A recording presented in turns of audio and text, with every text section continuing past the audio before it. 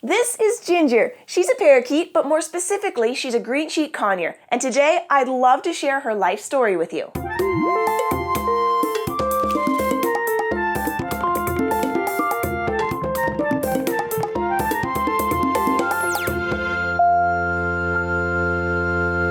I love getting to talk about each of the animals as individuals. I also enjoy educating about their species and the roles they play in the environment, but sharing their personal stories and personalities is important too, because it reminds us that animals live unique lives just like humans. I'm pretty sure I met Ginger when she was just a baby. I was at a local pet store picking up food for the animals, and I saw that they had 3 baby conures for sale. I went over to say hello, of course, enjoying their big baby eyes, and then I noticed that they were missing a few nails on their toes. I asked the owner, and she said she'd gotten them from a breeder who said their parents had bitten their toes off. I've heard of this happening sometimes when parents are young and don't know how to take care of their chicks properly. They think they're grooming them and go a bit overboard.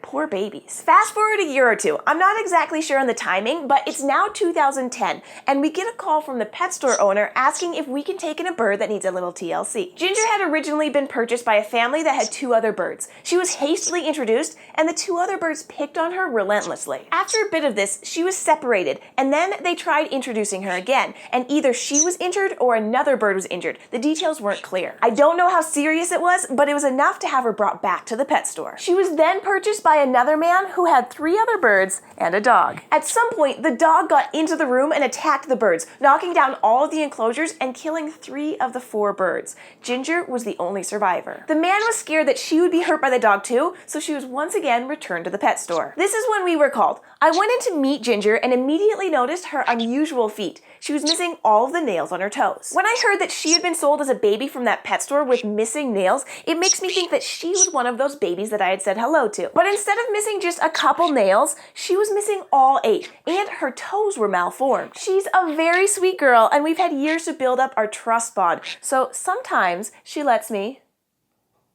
hold her on her back to show off her toes. You can see that this toe is pointing the wrong direction. She should have 2 toes pointing forward and 2 toes pointing back. When I heard of all the traumas that she had been through, I wanted to help her by giving her a safe, stable, forever home where she could live out her life without stress and full of happiness. I don't know what happened to the rest of her nails, but I can guess maybe they were bit off by the birds that were bullying her in her first home.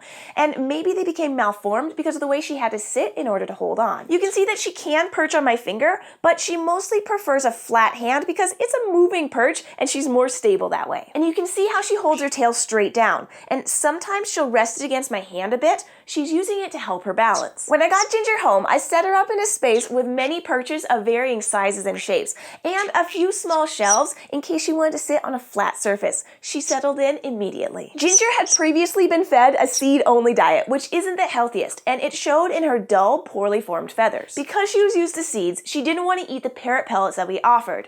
But after 3 weeks of a slow introduction, she was finally eating the pellets, and she also learned to love the veggies as well. After a few months, she molted out her old tattered feathers and grew in these beautiful, sleek, and shiny new green feathers.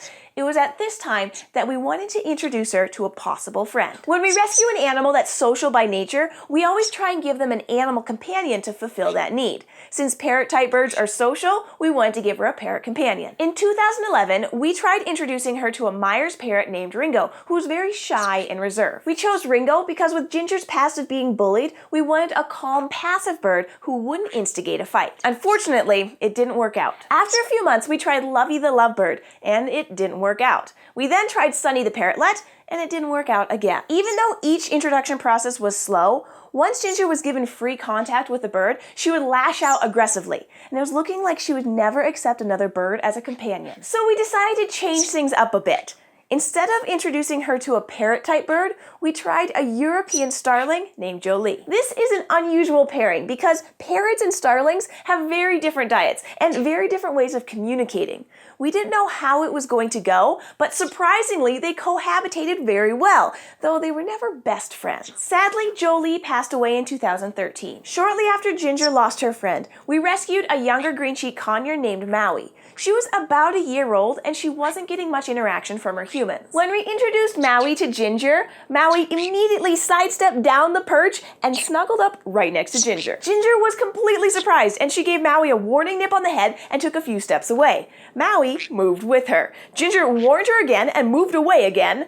Maui followed. Ginger was now at the end of the perch, and instead of flying away, she looked at Maui, ruffled her feathers, and then settled in with Maui snuggled up right beside her. These two have been best friends ever since. Ginger and Maui are a fun pair. Ginger's malformed toes prevent her from doing everything that other conures can do, like hanging upside down, which Maui actually prefers.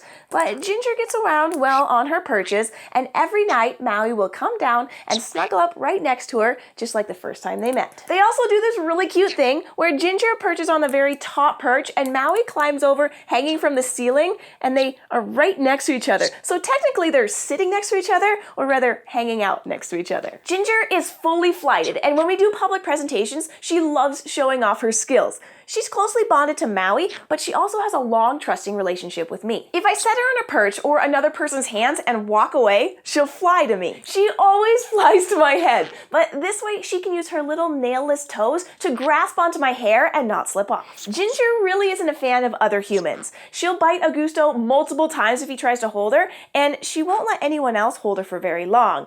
In other words, she's a typical conure. She's been at Animal Wonders for almost 7 years, and I love that we're able to give her a happy life. She's such a sweet little one. Well, at least to me. Thank you for letting me share Ginger's story with you. I hope you enjoyed getting to meet her. And if you'd like to get her and Maui a new toy or a new perch, you can check out our Amazon wish list. Link is below. And if you'd like to meet more animals and go on an adventure with us every week, subscribe to our YouTube channel, Animal Wonders Montana. Thanks, and we'll see you next week.